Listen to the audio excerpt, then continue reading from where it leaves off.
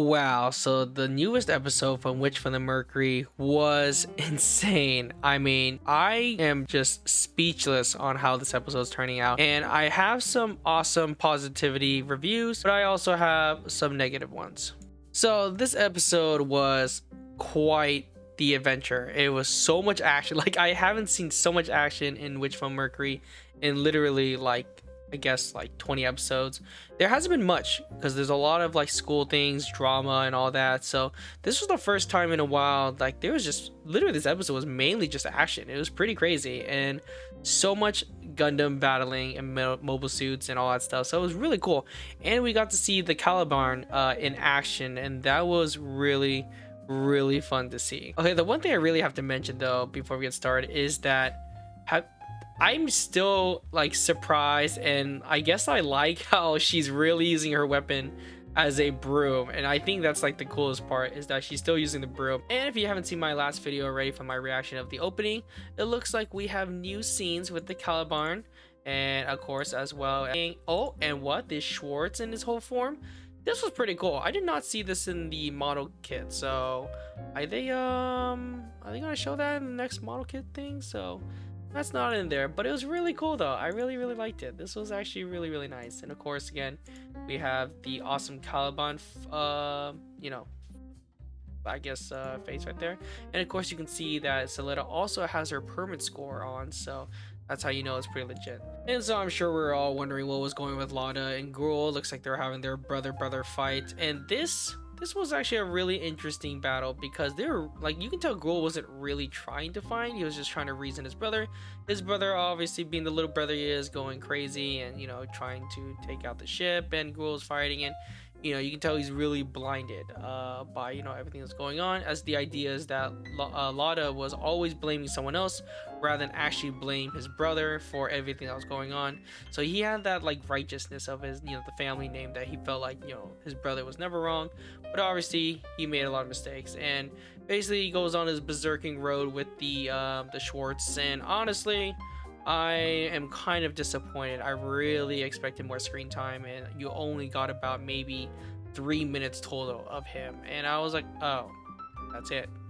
But yeah, I mean, that was probably the disappointing part. It looked great. I mean, honestly, it had a lot of great potential and looking really cool, and there's so much you could have done with it, but I don't know, I just felt like, I literally feel like the whole point was just bring this on just to sell another model kit, which is fine, and which I totally get, but like, there was nothing else. That was it. It was just like, oh, you know, he's there and now he's not.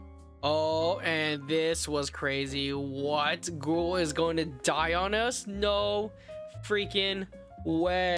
Oh, never mind. Felsi is actually the one to save them all. So we thought Gruel was gonna die, but Felsi comes in the clutch and shoots like these jelly balls things to basically prevent it from blowing up. And so basically she saves both of them. I'm like, holy crap. And it was crazy in the scene, because honestly, we all thought Gruel was gonna die, and I'm pretty sure a lot of us did. And I was freaking out because I was like, no way, he's gonna die. Are you kidding me? All the character development down the drain.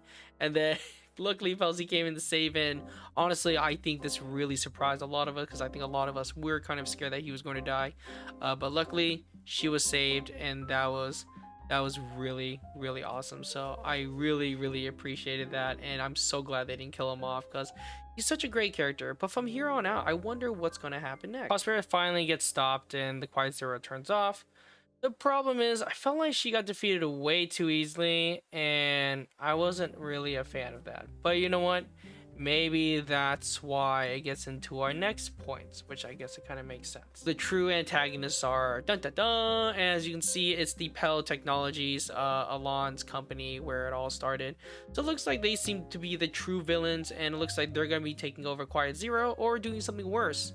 And it's pretty bad, and honestly they look pretty sus already, so I hope they have a really what do you call that, like, you know, a very satisfying death maybe. And this is what I'm thinking, my theory, right, is that Alon of 5 is going to stop them with the ferric or something and just blow up the whole thing, just destroy the whole company in general. Because he's a clone, you know, and he was kind of misused. So I wonder if that's going to happen.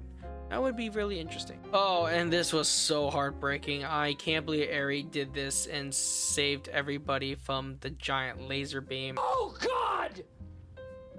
No! God, please, no! No! No!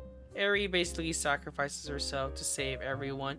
Now, before you say that she's gonna die, I honestly think she's not. You lie! And the reason why I say that is because, see this, right? And you gotta remember, she is not really a pilot. And usually when you see them dead, usually the cockpit area is blown up or just blown up into pieces.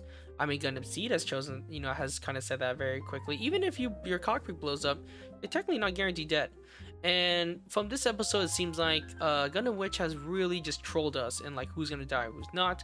So I personally don't think Eri is dead, and that would just be way too soon for her to die, because she literally just came back just to die. I don't believe it. I don't think she's dead. As you can see here, you know, they wouldn't show this scene for no reason if, you know, if for a purpose, right? So I think that she is still in there. She's just very weak, and you know, kind of like if you watch Rise of the Beast Transformers, I mean, I know it's super random, but basically if you watch Transformers Rise of the Beast, we all thought Mirage was going to die, and Mirage did not die. So I think overall, you know, it's definitely not one of those things for sure. So I don't think like basically Mirage, you know, you thought he was dead, but he wasn't, and he's kind of really weak. He's like, here, I want you to take the wheel. So I think this is a similar situation where Eri's gonna be like, hey, I am so weak right now, but hey, I'm gonna join you in the Caliban. So then she's basically gonna send her Cautious over to the Caliban, and I think that's what's gonna happen. They're gonna team up and they're gonna stop the villain.